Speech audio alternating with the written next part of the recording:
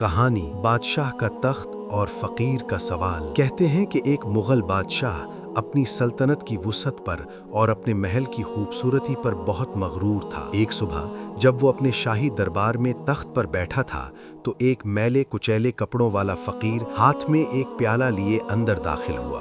درباریوں نے اسے روکنا چاہا مگر بادشاہ نے غرور سے مسکرا کر کہا، اسے آنے دو، دیکھو یہ کیا مانگتا ہے۔ فقیر بادشاہ کے سامنے کھڑا ہوا اور اپنا خالی پیالہ آگے کر کے بولا، بادشاہ سلامت، سنا ہے آپ بہت سخی ہیں، بس میرا یہ پیالہ سونے کی اشرفیوں سے بھر دیں۔ بادشاہ ہنسا اور سپاہی کو حکم دیا، اس کا پیالہ اشرفیوں سے بھر دو۔ سپاہی نے اشرفیوں کے ایک تھیلی پیالے میں الٹ دی مگر عجیب معجزہ ہوا، پیالہ لمحوں میں ان اشرفیوں کو نگل گیا اور پھر سے خالی ہو گیا۔ بادشاہ حیران رہ گیا، اس نے دوسری تھیلی منگوائی، پھر تیسری، یہاں تک کہ شاہی خزانے کے صندوق لائے گئے مگر وہ چھوٹا سا پیالہ بھرنے کا نام ہی نہیں لے رہا تھا۔ پورا دربار سناٹے میں ڈوب گیا، بادشاہ کا غرور خاک میں مل گیا۔ وہ اپنے تخت سے اترا اور فقیر کے پاؤں میں گر کے بولا، اے اللہ کے بندے، مجھے بتاؤ کہ یہ پیالہ کس چیز کا بنا ہے جو پوری دنیا کی دولت سے بھی نہیں بھر رہا۔ فقیر نے سکون سے جواب دیا، بادشاہ سلامت، یہ پیالہ انسان کی خواہش کا بنا ہوا ہے۔ جیسے یہ پیالہ کبھی نہیں بھر سکتا